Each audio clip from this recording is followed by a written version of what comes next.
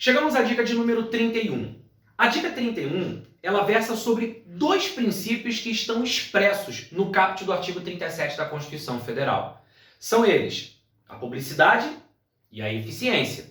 Já fizemos dica aqui sobre impessoalidade, sobre moralidade. Aqui a gente está espalhando, né, os assuntos. Então, dois princípios importantes. Não quis falar de um só nesse caso, não. Veja, quando eu falei da impessoalidade, eu citei também a moralidade. Agora eu estou falando da publicidade e da eficiência para ficar mais completo. Quanto mais conteúdo, melhor, né? Vamos lá? Dica 31. Princípios da publicidade e eficiência. Vamos falar um pouquinho sobre eles, né? Bom, primeira coisa que a gente precisa pontuar, claro, né, é que esses dois princípios aqui, acabei de falar, eles são expressos lá na Constituição Federal, no caput do artigo 37, vou até colocar aqui, né, não custa nada, artigo 37, caput da Constituição Federal. Lá nós temos a previsão de que a administração pública direta e indireta de qualquer dos poderes da União, Estado, Distrito Federal e municípios obedecerá aos princípios da legalidade, impessoalidade, moralidade, publicidade e eficiência. E também é o seguinte, dois pontos, ela segue, a gente para aqui. Veja que aqui a gente tem o famoso LIMP. Você sabe o que é o LIMP, né? Legalidade, impessoalidade, moralidade, publicidade e eficiência. Então, o caput do artigo 37 da Constituição Federal, obviamente, né, listando esses princípios. E dentre eles, a gente tem a publicidade e a eficiência. Vamos falar um pouquinho sobre eles e, claro, mostrar para você que a FGV cobra isso em prova. Ah, escolheu aleatoriamente o princípio? Claro que não. Embora seja importante, o mais importante para a gente é mostrar que a FGV cobra isso. Eu começo pela publicidade. Ô, Marta, esse princípio da publicidade, ele está relacionado a quê? A publicidade está relacionada à divulgação oficial dos atos. Então vamos colocar já isso aqui. Publicidade relacionada à divulgação oficial dos atos. Então, aqui a gente já tem o suprassumo do princípio da publicidade. Publicidade lembra o quê? Público, tornar público. Então, a divulgação oficial dos atos está diretamente relacionada ao princípio da publicidade. É bem verdade que quando a gente fala de divulgação oficial dos atos, claro, isso serve para que esse ato produza os seus efeitos externos. É importante isso, né? Porque, obviamente, diversos atos só vão produzir efeitos depois de cumprir essa formalidade de você torná-los públicos. Então, obviamente, aqui a gente está falando da divulgação oficial dos atos, para que haja a produção de seus efeitos externos, mas o mais importante, para garantir que no âmbito da administração pública haja o quê? Transparência. Eu acho que essa palavra aqui é a palavra mágica. A ideia de transparência é muito importante. Veja, o que é uma coisa transparente? Transparente é aquilo que você consegue ver do outro lado. Quanto maior a transparência no âmbito da administração, mais fácil fica detectar ilegalidades, irregularidades, incongruências com a norma.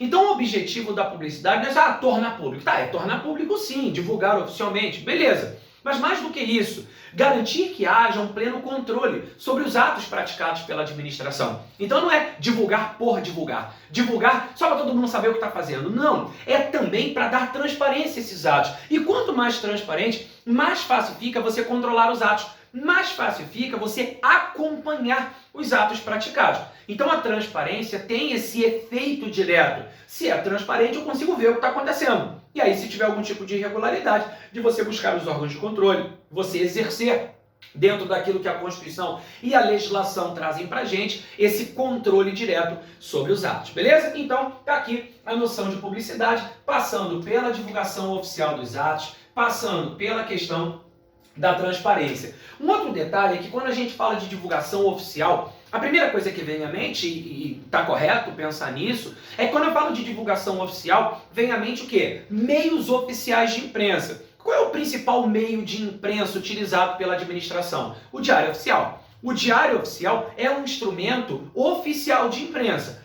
Só toma cuidado com o seguinte, defina para mim o princípio da publicidade. O princípio da publicidade é aquele que diz que os atos têm que ser publicados no Diário Oficial. Vai devagar que essa definição está muito quadrada. Vai devagar. Não é só isso não. Vai devagar. Vamos lá. O Diário Oficial é o principal instrumento de imprensa? Sim. Quando se publica um ato no Diário Oficial, você está seguindo a linha de atendimento ao princípio da publicidade? Sim. Mas isso significa dizer que o princípio da publicidade é único e exclusivamente materializado por meio de publicação no DO? Vai devagar que não é bem assim não. Eu vou te dar um exemplo que publicidade e publicação são termos que às vezes você vai perceber, ele não simboliza a mesma coisa. Publicidade é uma coisa, publicação é outra. Publicação é o ato de tornar público. A publicidade é o princípio que você visa atender nesse caso aqui, quando você torna esse ato público. Só que tem uma coisa, nem sempre o princípio da publicidade é atendido via Diário Oficial. Eu vou te dar um exemplo. Lá na Lei 8666, se você precisa estudar licitação, então tem que saber disso. Lá na Lei 8666, a Lei de Licitações e Contratos Administrativos, existem modalidades licitatórias listadas. Uma delas é chamada de convite. A nova Lei de Licitações não trouxe essa modalidade licitatória, chamada convite, ok? O convite é uma modalidade licitatória prevista na Lei 8666, mas ela não está prevista na nova Lei de Licitações. A nova Lei de Licitações não contemplou essa modalidade licitatória chamada convite. Então vamos nos abrigar, nesse caso, na 8666 de 93. A modalidade convite é a única modalidade licitatória em que a lei não exige publicação de edital em Diário Oficial. Olha que interessante. A modalidade convite é a única modalidade licitatória expressa na 8666. Lá tem concorrência, tomada de preços, convite, concurso e leilão. Das 5, o convite é a única que a lei não exige publicação de edital em Diário Oficial. Por quê? Ela exige, sim, é um instrumento convocatório, é a chamada carta convite. E o que o artigo 22, parágrafo 3º do 8666 diz? Que a cópia desse instrumento convocatório deve ser afixada em local apropriado. Ou seja, a lei não exige publicação de edital em Diário Oficial. Mas com a cópia do instrumento convocatório afixada em local apropriado, você atende ao princípio da publicidade. Ou seja, publicidade e publicação, nesse caso, se evidenciam muito diferentes. Cuidado para não confundir tudo. Então, o princípio da publicidade está relacionado à publicação de ato no Diário Oficial? Está. Mas a publicação em Diário Oficial é a única forma de atender ao princípio da publicidade? Claro que não. Veja que nesse exemplo que eu coloquei, publicidade e publicação acabam se configurando como coisas bem distintas. Então, publicidade é o princípio, publicação é esse ato de tornar público. Mas, claro, geralmente se atende ao princípio da publicidade por meio de publicação no Diário Oficial? Sim, isso é indiscutível. Divulgação oficial dos atos. Um outro detalhe. Por mais que o princípio da publicidade prime por essa divulgação oficial, visando garantir a transparência, melhorando o controle dos atos, isso não significa dizer que esse princípio tenha natureza absoluta. Então, vou colocar isso aqui. O princípio da publicidade não possui natureza absoluta. E por que ele não tem natureza absoluta? Porque o sigilo é exceção. Por que ele não possui natureza absoluta? Porque o sigilo é exceção. Aqui, ó, vou até puxar uma setinha aqui, vou colocar até em preto aqui, ó. O sigilo é exceção. Ou seja, por mais que o princípio da publicidade seja um princípio importante ser atendido, existem situações onde sigilo é indispensável para garantir a segurança do Estado, da sociedade, para que não haja violação à intimidade, à vida privada. Então o sigilo é exceção. Um exemplo disso, na própria licitação. Lá na Lei 8666, que eu citei agora há pouco, então por congruência vou citar mais um exemplo da lei. O princípio da publicidade também é aplicável às licitações, isso é indiscutível. Só que lá no artigo 3º, parágrafo 3º da Lei 8666 de 93, artigo 3º, parágrafo 3º, lá existe a previsão de que a licitação não será sigilosa, sendo públicos e acessíveis ao público os atos de seu procedimento, salvo quanto ao conteúdo das propostas, até o momento da respectiva abertura dos envelopes. Ou seja, na 8666 isso fica muito evidente, que o princípio da publicidade é excepcionado pelo sigilo das propostas. Então, os atos da licitação não serão sigilosos, eles serão públicos e acessíveis ao público, salvo quanto ao conteúdo das propostas. até o momento da respectiva abertura dos envelopes. Existe um momento oportuno para a abertura dos envelopes. Quando esse momento não chega, a proposta tem que ser em sigilo, envelopinho fechado, lacrado, tampado, para que ninguém tenha acesso àquilo ali. Então, percebe-se de maneira muito cristalina que o princípio da publicidade não tem natureza, caráter absoluto, exatamente porque o sigilo é exceção. Aliás, até falando sobre essa questão do sigilo, até entrando pela linha do acesso à informação, se nós pegarmos o artigo 5º, até trouxe aí para você no material, apenas a título de exemplo, artigo 5º, inciso 33 da Constituição Federal. Artigo 5º, inciso 33 da Constituição Federal. Olha só o que está escrito, está aí no seu material, eu coloquei lá assim, ó. Todos têm direito a receber dos órgãos públicos informações de seu interesse particular, ou de interesse coletivo ou geral, que serão prestadas no prazo da lei sob pena de responsabilidade, ressalvadas aquelas cujo sigilo seja imprescindível à segurança da sociedade e do Estado. Olha o sigilo excepcionando aqui a questão do acesso à informação. Percebeu? Então aqui ele falou exatamente sobre o direito à informação. Então aqui nesse artigo 5º, inciso 33, a gente está falando exatamente do direito à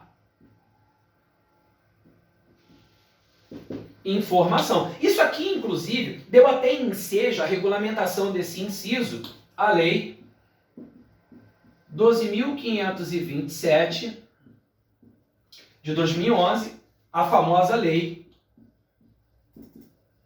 de acesso à informação. Então, isso aqui, inclusive, foi determinante, ó, esse artigo 5º, inciso 33, determinante para que houvesse a edição da Lei de Acesso à Informação, a Lei 12.527. Então, aqui, veja, ele está excepcionando a situação. O artigo 5º, inciso 33, fala do direito à informação de interesse particular ou de interesse coletivo e geral, no prazo da lei, sob pena de responsabilidade, mas ele excepciona situações em que o sigilo é necessário exatamente para garantir a segurança do Estado e da sociedade. Aliás, sobre essa questão do acesso à informação, houve até uma discussão que foi muito interessante, foi a seguinte, sobre a divulgação de vencimento de servidor em sítio eletrônico. Essa discussão foi parar no Supremo. Imagina só, você é servidor público. Aí uma pessoa no portal de transparência entra lá e fica sabendo, perdão, quanto que você recebe. E aí, você fica tranquilão, você fica tranquilona com isso, sabendo que a pessoa entra lá? Muita gente contestou essa possibilidade, alegando que isso violava a intimidade, a vida privada da pessoa. E essa discussão foi parar no Supremo. Sabe o que aconteceu? Teve prefeitura divulgando contra-cheque de servidor na internet. Ô, Mota, mas espera aí. Por um lado, o dinheiro é público. Então a gente tem que saber o destino. Por outro, divulgar o contra-cheque inteiro. Então o que o STF decidiu? Vamos lá. Olha aqui, eu trouxe para você, tá aí uma decisão do Supremo, informativo 782. Pega só essa decisão. É legítima a posição do Supremo. É legítima a publicação, inclusive em sítio eletrônico mantido pela administração pública, dos nomes de seus servidores e do valor dos correspondentes vencimentos e vantagens pecuniárias. Então, ó, ali ele está dizendo divulgar exatamente os vencimentos e vantagens, ou seja, divulgar a remuneração do servidor. Isso não tem problema. O que não pode é você colocar lá informação de caráter pessoal. Então, quando uma prefeitura coloca o contra-cheque inteiro do servidor, tá, mas lá tem o nome dele, o cargo que ele ocupa e quanto que ele ganha. Tá, mas lá também, se o cara tiver empréstimo, vai estar escrito lá, Banco BMG, Banco BMG, Banco BMG, Banco BMG, Crefisa, Finasa, Cacique.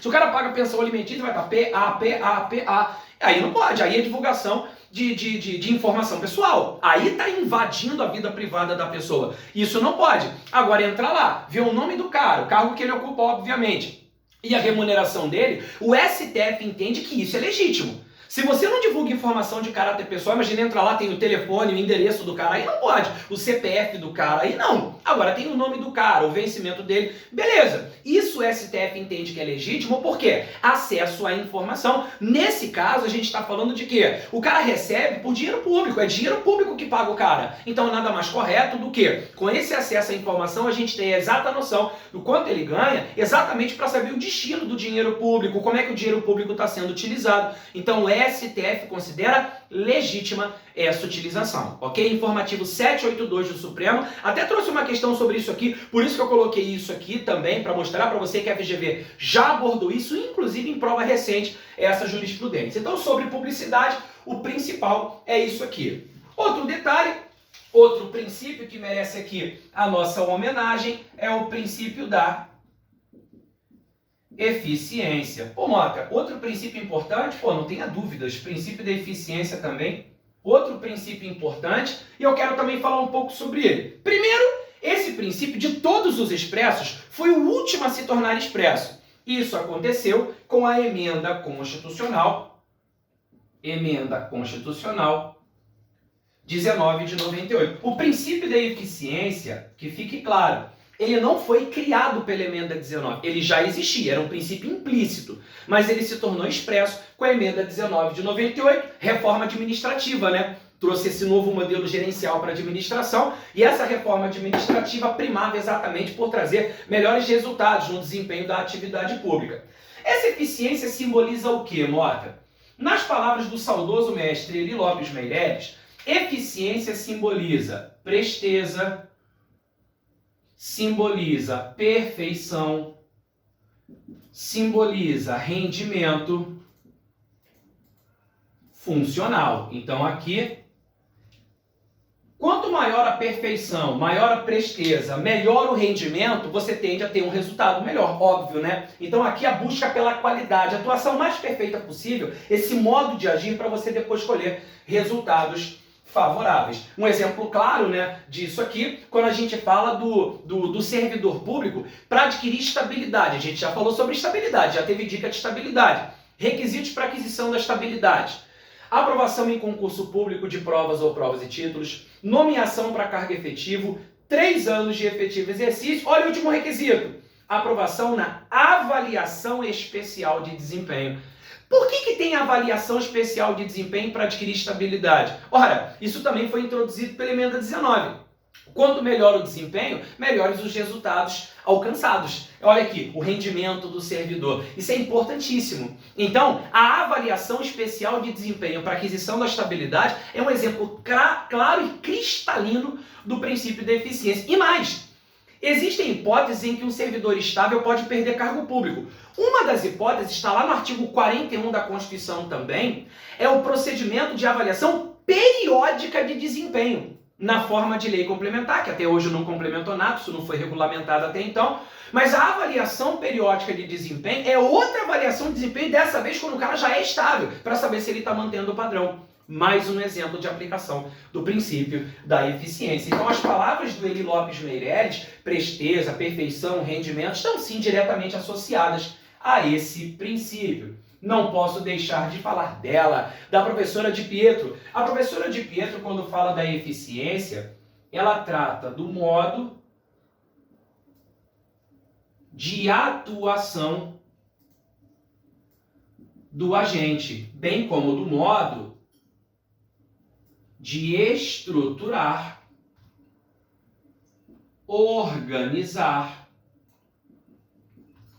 e disciplinar a administração. Acho que dá para ver aqui embaixo.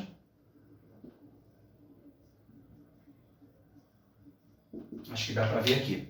Então, veja, quando se fala da eficiência, presteza, perfeição, rendimento, modo de atuação do agente, acabei de falar, avaliação de desempenho do servidor, quanto melhor ele atua, melhores tendem a ser os resultados. Mas também passa pela questão da estruturação, da organização, da disciplina, da administração. É aquela coisa, uma administração mal estruturada, uma administração mal organizada, ela não tende a ter resultados benéficos. Imagina quando uma pessoa vai estudar. Quando ele estuda, o estudo é todo desorganizado, como é que ela quer ter bom rendimento se ela não sabe nem se organizar para estudar? Aqui é a mesma coisa.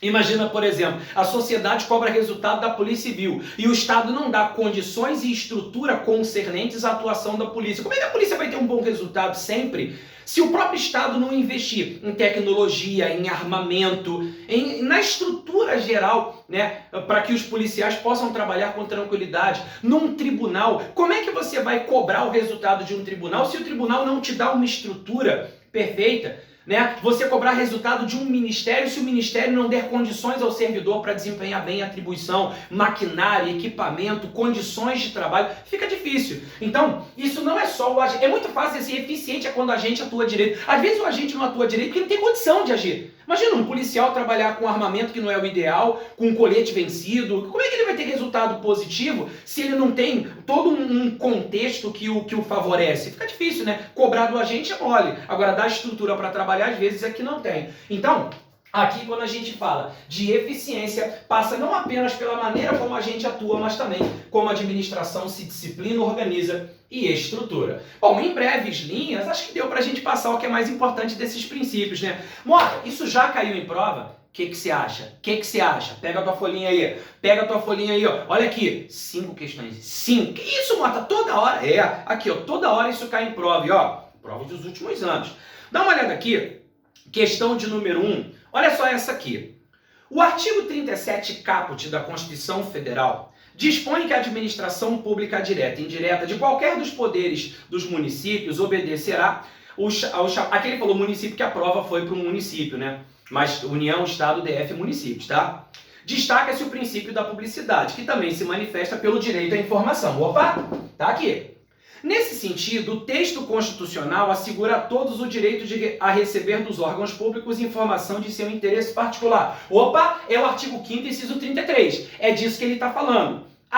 Que serão prestadas no prazo da lei, sob pena de responsabilidade, com exceção das hipóteses de sigilo que consistem nos casos de interesse coletivo e geral, intimidade e segurança do Estado. Bom, aqui até lembra, mas não está na literalidade que está lá na Constituição, não. B. Que serão prestadas o prazo máximo de 30 dias sob pena de responsabilidade do servidor competente, com exceção das hipóteses cujo sigilo seja imprescindível aos direitos de terceiros. Também não está correspondendo à literalidade lá, não. E lá a Constituição nem prazo falou diretamente, né? C. Ou de interesse coletivo ou geral, começou próximo, que serão prestadas o prazo máximo de 30 dias. Também não tinha prazo previsto lá no artigo 5º, inciso 33, não. D. Ou de interesse coletivo ou geral, que serão prestadas no prazo da lei legal, sob pena de responsabilidade, perfeito, ressalvadas aquelas cujo sigilo seja imprescindível à segurança da sociedade e do Estado. Ctrl+C, Ctrl+V, do artigo 5º, inciso 33. A resposta da questão número 1 já é a letra D de dado, D de delta. Letra E, que serão prestadas o prazo máximo de 30 dias, também não tem esse prazo fixado na Constituição, ok? Então, nenhuma opção aqui corresponde ao que diz o artigo 5º, inciso 33. A resposta é a letra D de dado, D de delta. Olha o número 2, prova de 2021. Tá achando que não cai jurisprudência? Olha aqui. Com base em lei estadual, o Estado Beta publicou em seu site oficial na internet, em aba própria sobre transparência, ó, aba própria sobre transparência. Olha o portal de transparência aí. Os nomes de seus servidores e valor dos correspondentes vencimentos e vantagens pecuniárias. Está de acordo com aquela jurisprudência publicada no informativo 782. Não pode publicar informação de caráter pessoal, mas publicar o nome do servidor e o vencimento dele, aí tudo bem. Aí tudo bem. Não pode colocar o contra-cheque inteiro do cara e aí tem as informações, endereço do cara, CPF do cara, quantas pensões alimentícias ele paga se for o caso, empréstimo que o cara tem, desconto do plano de saúde. Aí, pelo amor de Deus, não tem nada a ver. As pessoas não têm que saber disso, é uma coisa da vida privada do cara. O policial não gostou, não. Colocou o nome e os vencimentos dele, o policial não gostou. Inconformado, o PM Antônio impetrou mandado de segurança, pleiteando a imediata retirada do seu nome do sítio eletrônico. Ih, rapaz, acho que esse policial militar aqui não lembrou dessa jurisprudência do Supremo, hein? De acordo com a jurisprudência do STF, não cai jurisprudência na FGV, não. Olha aqui, 2021, tá vendo? Sobre o tema, a ordem deve ser a concedida, claro que não, concedida por quê? Patente violação a direitos fundamentais, privacidade e intimidade, negativo. Essa letra E que contraria o entendimento do Supremo. Letra B, concedida diante da patente violação ao direito fundamental à segurança, errado. Letra C, concedida diante da ausência de autorização expressa, não. Letra D, denegada, legal, pois a publicação é legítima e está cobertada pelo direito à informação da coletividade. Acabou. Informativo 782 do STF, a gente falou disso, está aqui no nosso material. A resposta da questão número 2 é a letra D de delta. Olha o número 3. Analise o trecho a seguir. A atividade administrativa deve ser exercida com presteza, perfeição e rendimento funcional. Assinale, já olhou para o quadro, né? Assinale a opção que apresenta o princípio fundamental da administração pública ao qual o trecho faz referência. Que princípio é esse? Princípio da eficiência, número 3, letra E. Número 4, o município de Salvador elaborou plano estratégico para melhorar as atividades de fiscalização pelos agentes de trânsito e transporte e as condições de segurança, higiene e conforto dos veículos do sistema de transporte público. Nesse contexto, a busca de melhores resultados práticos, menos desperdícios, maior produtividade decorrem do seguinte princípio. Vem cá, menos desperdício, maior produtividade, melhores resultados. Olha aqui, princípio da eficiência, número 4, letra E. E a última aí, número 5, o princípio da eficiência na administração pública foi previsto expressamente pela Emenda Constitucional 19 de 98. Dando origem a novos dispositivos legais para orientar o comportamento dos agentes públicos. Assinale a opção que apresenta um procedimento aplicado na administração pública decorrente do princípio de eficiência. A. Vedação de promoção pessoal. Isso aqui é princípio da impessoalidade, no mínimo. B. Avaliação periódica de desempenho. Acabou. Tem nem mais o que dizer. Número 5, B de bola. Dica importante, publicidade e eficiência.